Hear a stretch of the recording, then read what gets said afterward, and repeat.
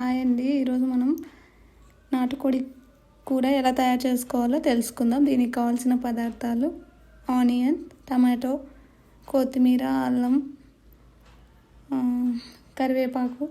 ఇలా చికెన్ని బాగా కడిగి పెట్టుకున్న తర్వాత ఒక మీడియం సైజ్ ఆనియన్ తీసుకొని కట్ చేసుకొని పెట్టుకోవాలి.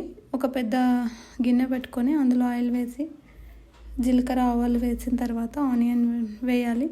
అలా వేసిన తర్వాత బాగా రెడ్గా అయ్యే వరకు వేయించుకోవాలి. అలా వేయించిన తర్వాత చికెన్ వేసుకొని బాగా కలిపి అందులోనే పసుపు, ఉప్పు, కారం మన రుచికి సరిపడినంత వేసుకొని బాగా కలపాలి. ఇలా పచ్చివాసన పోయిన తర్వాత బాగా కలుపుకున్న తర్వాత వాటర్ వేసి, ఇది నాటుకోడి కాబట్టి ఎక్కువ వాటర్ తీసుకొని వేసుకోవాలి. బాగా చికెన్ మునిగే వరకు వాటర్ వేసిన తర్వాత మూత పెట్టి బాగా ఉడికించుకోవాలి. ఒక 20 నిమిషాలు. అలా 20 నిమిషాలు ఉడికిన తర్వాత ముక్కలు మెత్తబడ్డాక మనం పక్కన పెట్టుకున్న అల్లం వెల్లుల్లి పేస్ట్, కొత్తిమీర పేస్ట్ వేసుకొని టమాటోలు కూడా వేయాలి. ఇలా టమాటో లాస్ట్లో వేయడం వల్ల బాగా చికెన్ ఉడుకుతుంది.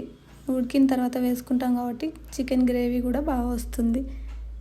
ఇలా గ్రేవీ కన్సిస్టెన్సీ మనకు నచ్చినంత వరకు ఒక 10 నిమిషాలు అలా స్లోగా పెట్టేసి మీడియం ఫ్లేమ్లో ఉడికించుకోవాలి. దగ్గర పడ్డాక స్టవ్ ఆఫ్ చేసుకోవాలి. అంతే. ఇలా అందరికీ ఇష్టమైన ఎంతో సింపుల్గా చేసుకునే నాటుకోడి కూర రెడీ. Thank you.